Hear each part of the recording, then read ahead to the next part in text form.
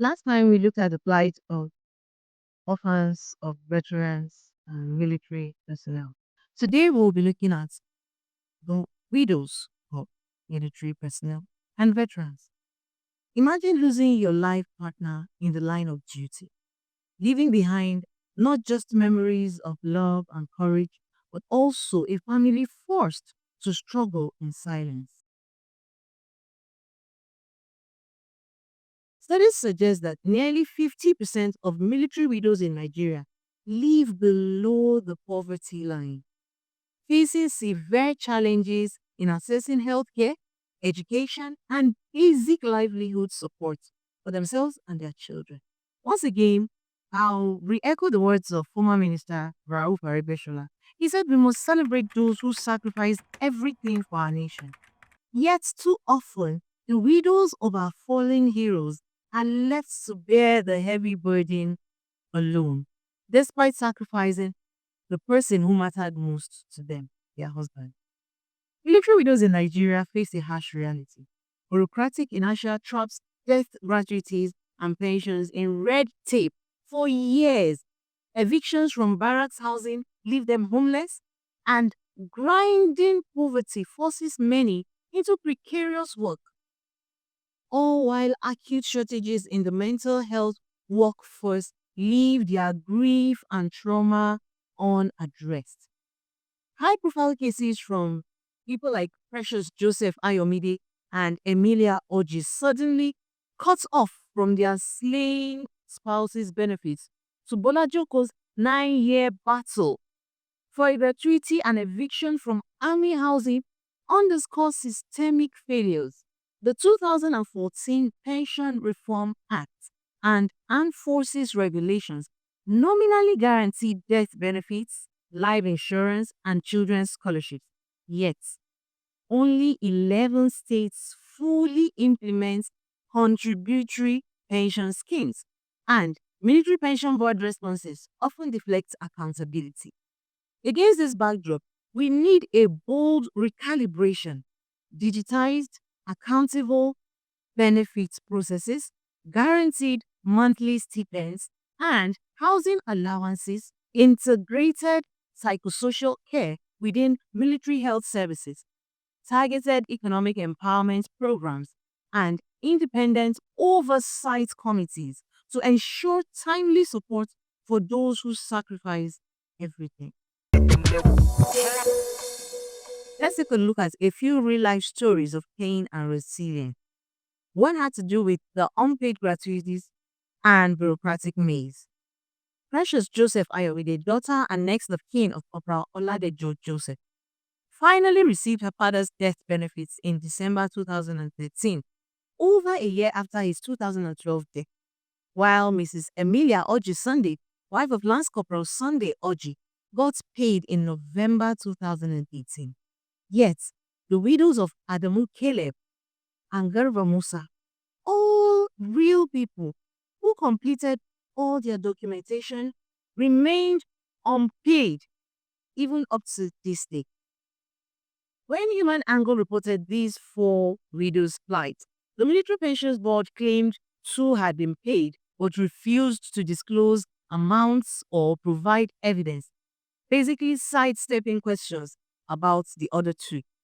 Also, there were cases of eviction and economic hardship, with people like Bola Joko Joseph's widow, who waited 9 years to claim her husband's gratuity after his 2012 death, only to be evicted from her barracks apartment in 2019 and forced into farm work and riding a hired tricycle to feed her two young children. Widows of slain Nigerian Air Force officers, Mrs. Adem and Mrs. Jatal, say that while their initial gratuities were paid, they never received follow up support or even a courtesy call, leaving them feeling abandoned once the check cleared. At the 2023 Armed Forces Remembrance Day, one Mrs. Esther Augustine Ogedengbe, who lost her husband in 2015, described 9 years of financial ruin. Mrs. Linda Gabriel fainted upon hearing news of her husband's death. Mrs. Tabitha John still awaits full entitlements after her 2022 bereavement. And Mrs. Lami Ajang laments that only partial payments have been made despite her three children's desperate needs. Now, what are the core barriers to support? First is legislative gaps and pension reform failures. Despite the 2014 Pension Reform Act's mandates that all public sector employees be covered by the contributory pension scheme with clear timelines for remittances, as I earlier said, only 11 of Nigeria's 36 states plus the FCT have fully adopted it, deepening delays for widows dependent on these funds. Also, there are issues of insurance entitlement delays and social pressure. At Gombe's 2025 Armed Forces Remembrance, one Mrs. Salome Ishaya highlighted that she and many widows whose husbands died as far back as 2011 still await life insurance payouts, while those few who receive funds face pressure from extended family members to share every naira.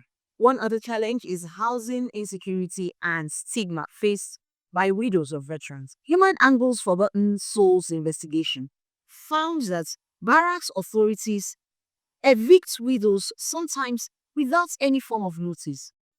This is because they want rooms to be available to active service families. And this compounds poverty and psychological distress for the poor widows and their children.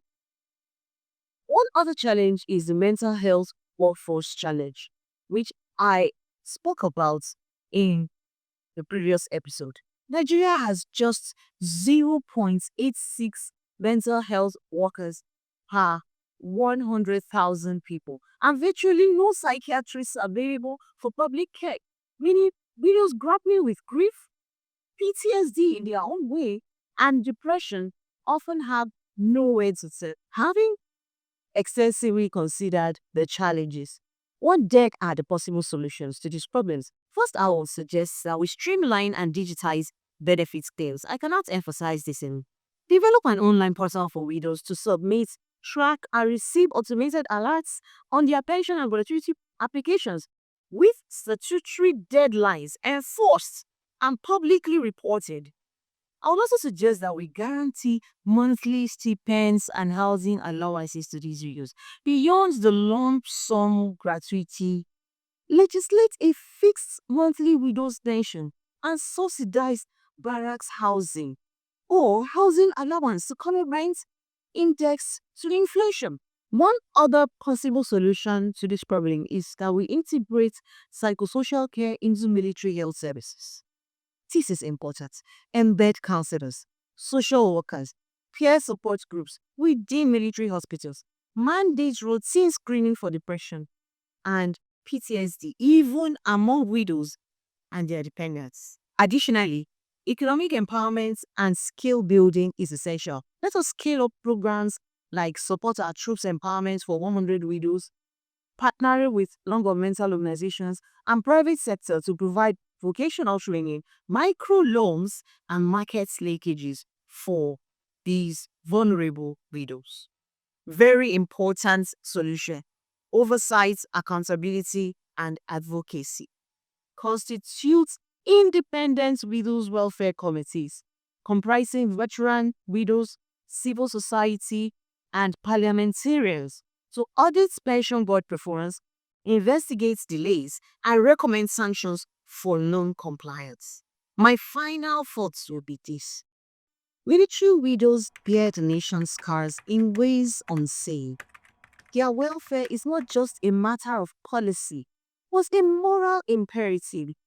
By marrying digital transparency, guaranteed income, compassionate care, and empowered oversight, Nigeria can ensure that those who carried our fallen heroes forward do not themselves fall through the cracks. Let us remember that the legacy of our fallen soldiers is not complete without ensuring the dignity and welfare of their widows. These women who have given up so much continue to fight a silent battle against poverty and neglect. It is time to transform our compassion into concrete action. Advocate for better financial support, improved health care, and access to education for these resilient families.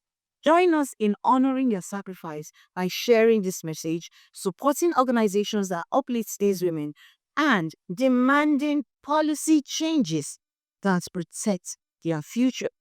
Together, we can ensure that no widow is left behind and that every sacrifice is met with the care and respect it deserves.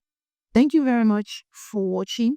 I am Annabel Kemmy, and you have been on the other side podcast. See you next time.